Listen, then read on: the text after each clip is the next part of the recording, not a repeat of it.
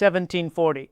What if the one thing your doctor never told you, the one thing no prescription could give you, no surgery could fix, no pill could replace, was something completely free? What if the secret to surviving your 60s, 70s, and beyond was simply learning to be quiet? Most people are so busy running from silence that they never stop to realize silence isn't emptiness. Silence is power. Silence is healing.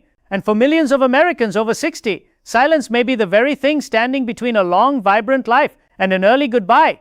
This is the story of one man who found that out the hard way. The man who never stopped talking. Robert Caldwell had never been a quiet man. At 67 years old, he was the kind of person who walked into a room and immediately filled it with laughter, with opinions, with the sound of the television he left running even when he wasn't watching it. His neighbors could tell when Robert was home because the noise followed him everywhere. The radio in the kitchen, the sports channel in the living room, the podcast in his earbuds while he walked around the block. Even when he sat down for dinner, his phone was propped up against the salt shaker, playing the evening news at full volume. Robert had built his entire life around staying busy and staying loud. For 35 years, he had been a high school football coach in rural Ohio, and coaches didn't do quiet. Coaches yelled plays across practice fields. Coaches gave motivational speeches that shook gymnasium walls. Coaches stayed late, woke up early, drank bad coffee, ate whatever was fast and available, and kept moving because the moment you stopped moving, the moment you let the silence creep in, that was when doubt came looking for you. That was what Robert believed anyway. His wife Linda had told him for years that he needed to slow down.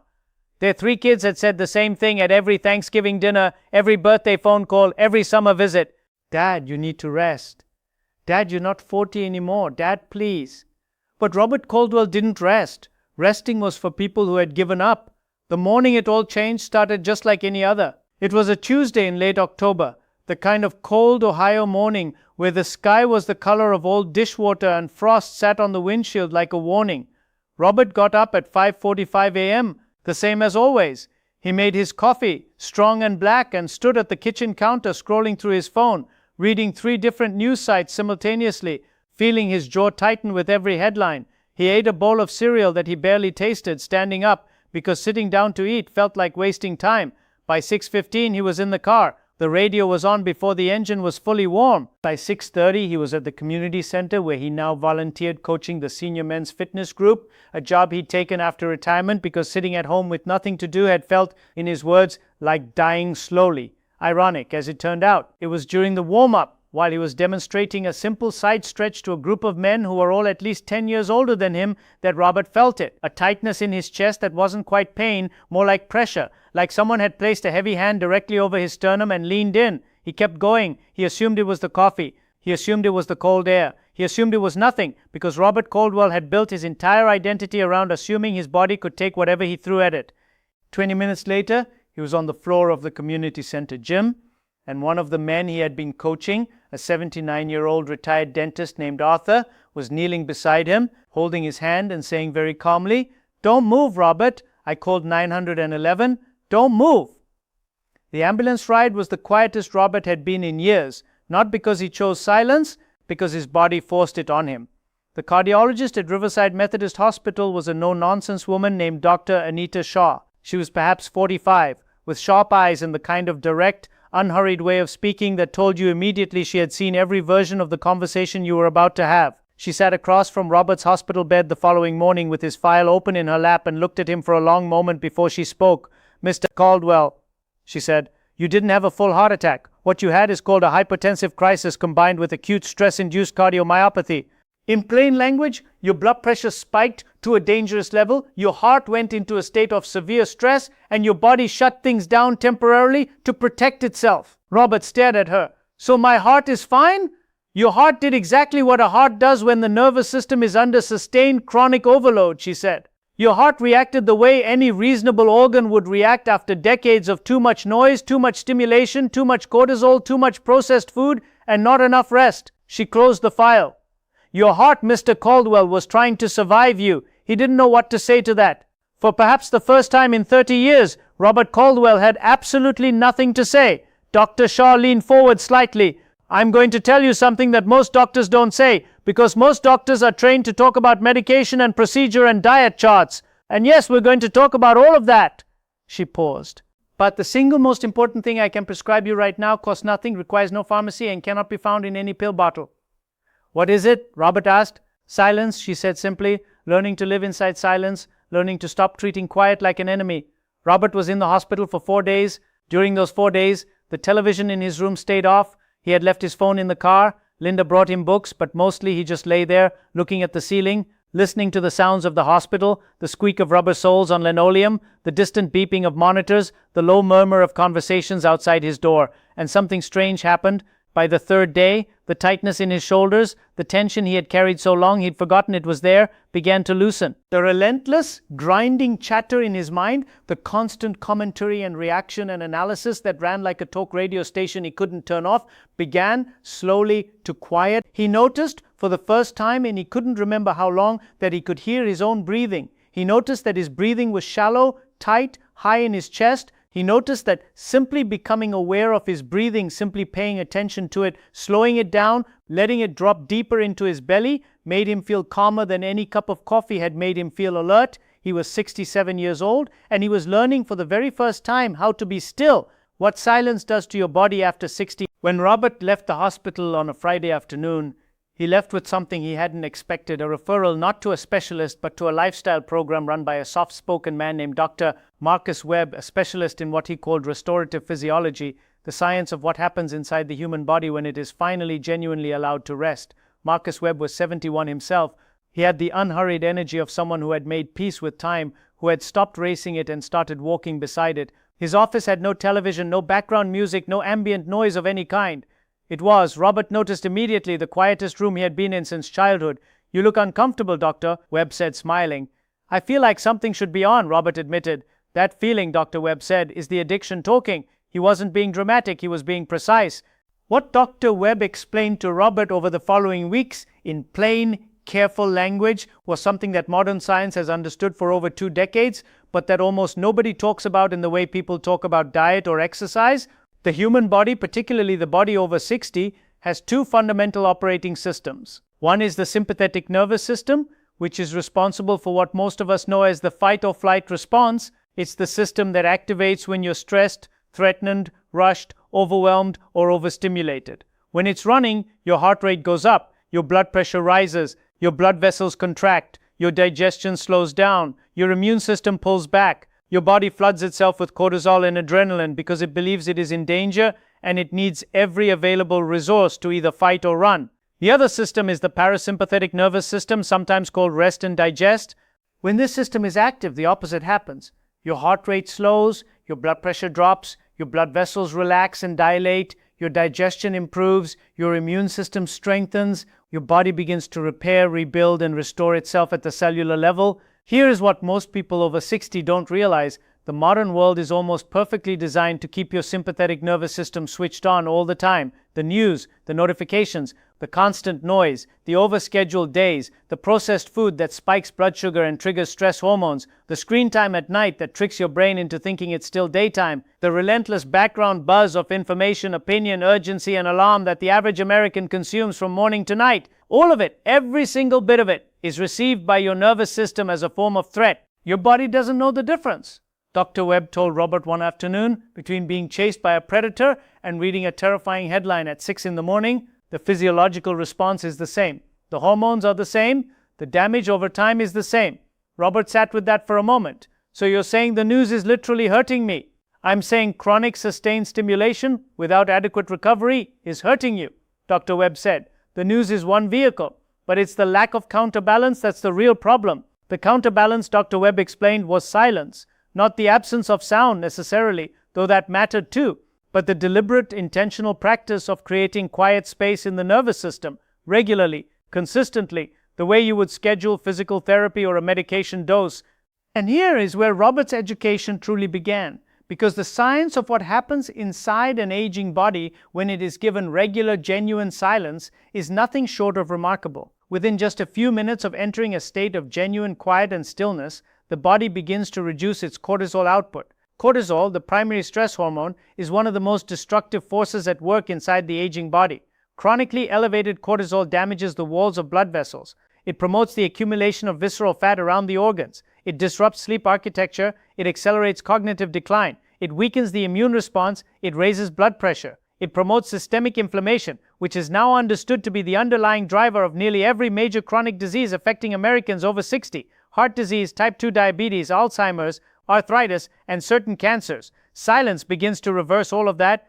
Studies conducted at leading research institutions have shown that even 2 minutes of genuine silence, real, deliberate quiet, without background stimulation, is more effective at reducing physiological stress markers than listening to relaxing music. The body responds to the absence of demand.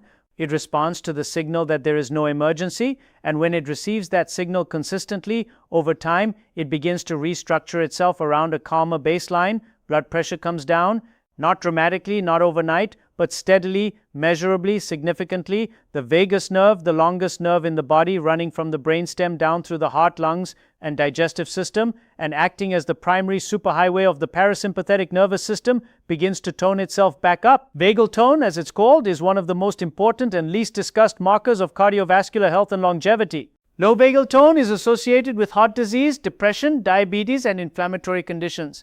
High vagal tone, the kind you build through regular stillness, slow breathing, and reduced nervous system stimulation, is associated with longer life, better heart rhythm, stronger immunity, and improved mental clarity. Silence builds vagal tone, stillness builds vagal tone. The quiet that Robert had spent 67 years running from was, it turned out, one of the most powerful medicines available to the human body.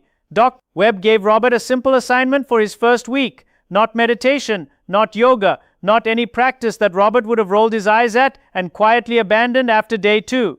Just this. Every morning, for 10 minutes after waking, sit in a chair, not in front of the television, not with his phone, not with the radio, and do nothing. Just breathe. Just sit. Robert thought it would be easy. It was, without question, one of the hardest things he had ever done. The first morning, he lasted 4 minutes before he got up to check his phone. The second morning, he lasted 6. By the fourth morning, something shifted. He noticed that in the quiet, his breathing deepened on its own. He noticed that his mind, which had initially raced and chattered and complained, began to slow, not stop, but slow, the way a busy street gets quieter after midnight. He noticed that when he finally got up and went to the kitchen, his coffee tasted better. The light coming through the window looked different. His body felt, in some way he couldn't fully name, more like his own. By the end of the first week, he didn't want to stop at 10 minutes. The life Robert found on the other side of quiet. 3 months after the morning he collapsed on the gym floor, Robert Caldwell stood in his backyard on a Saturday afternoon and listened. The neighborhood was quiet, the particular quiet of a late October morning when everyone is indoors, and the only sounds are a distant lawnmower 2 streets over and the dry, papery rustle of leaves moving across the patio. He stood there with his coffee decaf now, which he had accepted with remarkable grace, and did something he genuinely could not remember ever doing before. He listened to the silence, not anxiously, not impatiently, not as a gap to be filled. He listened to it the way you listen to a piece of music you have finally, after many hearings, begun to understand. The changes in Robert's life over those 3 months had been significant, and they had come not from dramatic intervention, but from the steady, quiet accumulation of one small adjustment after another. He had stopped watching the morning news, not forever, not completely, but he had moved his news consumption to a single 20-minute window in the afternoon, and even then, he had stopped watching the kind of content designed to provoke outrage and started reading straightforward summaries. His morning was now protected. The first hour of Robert's day belonged to him and to silence. 10 minutes sitting, a slow breakfast that he actually tasted, a short walk around the block without earbuds, where he paid attention to the temperature of the air and the sound of his own footsteps. It sounds small. It was not small. Within 6 weeks, his cardiologist had reduced one of his blood pressure medications. His resting heart rate, which had been sitting at 84 beats per minute the morning he was admitted to the hospital, had dropped to 68. His sleep, which had always been fragmented, shallow, and riddled with early morning wakings, had improved in ways that his wife noticed before he did. "You're not grinding your teeth anymore," Linda told him one morning in a tone of quiet wonder. "You've done that since we were in our 30s. He had started eating meals sitting down. This may sound almost absurdly simple, and in one sense it is, but the act of sitting, slowing down, removing distraction from the eating experience, and actually paying attention to food has a profound effect on the digestive and metabolic systems of the aging body. Eating in a calm, parasympathetic state activates digestive enzymes properly. It allows the stomach to signal fullness accurately. It reduces the tendency to overeat. It lowers post-meal blood sugar spikes. For someone over 60 whose metabolic flexibility and insulin sensitivity are already under pressure, eating in silence, genuine, relaxed, unhurried silence is not a luxury, it is medicine. Robert had also discovered with some surprise that he had thoughts worth hearing when the noise stopped long enough for him to hear them. He had been a coach his entire adult life. He had poured himself completely and without reservation into other people's development, into strategy and motivation and the relentless forward momentum of competitive athletics. He had never stopped to ask himself in all those decades what he actually wanted. Not what he should want, not what looked like success from the outside, but what Robert Caldwell, genuinely cared about in the quiet of those morning sits. He found out he wanted to write. He had always had a book in him. He had known it the way you know something you've been deliberately not looking at for years. A memoir about coaching, about the boys he had watched grow into men, about the lessons that sports teaches only if someone is patient enough and quiet enough to see them clearly. In the noise of his old life, that book had never had enough silence to take shape. In the quiet of his new life, it began to form itself, almost unbidden. In the slow mornings after his sit, he started writing in a notebook by hand, not typed, for 30 minutes each morning after his walk. No audience, no pressure, just the pen and the page and the particular generous silence of a man who has finally stopped running. Linda noticed the change before he could fully name it himself. "You're different," she told him one evening as they sat on the porch after dinner, something they had not done, not intentionally and peacefully, in years.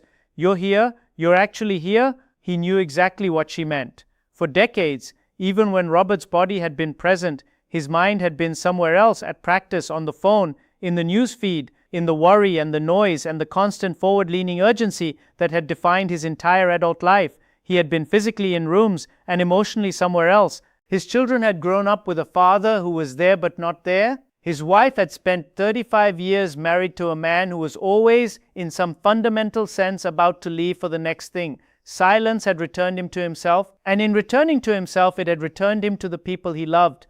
There is a particular kind of courage that belongs to people who are willing to get quiet. It is not the courage of action, the kind that gets celebrated, that makes highlight reels and earns recognition. It is quieter than that, fittingly. It is the courage of stopping, of sitting with what is actually there underneath all the noise, without trying to fix it or fill it or flee it. For men and women over 60, people who have spent decades measuring their worth by their output, their productivity, their forward motion, this can feel like defeat. It can feel like giving up, like slowing down is the same as stopping. It is not. Slowing down is, for the aging body, one of the most productive things you can do.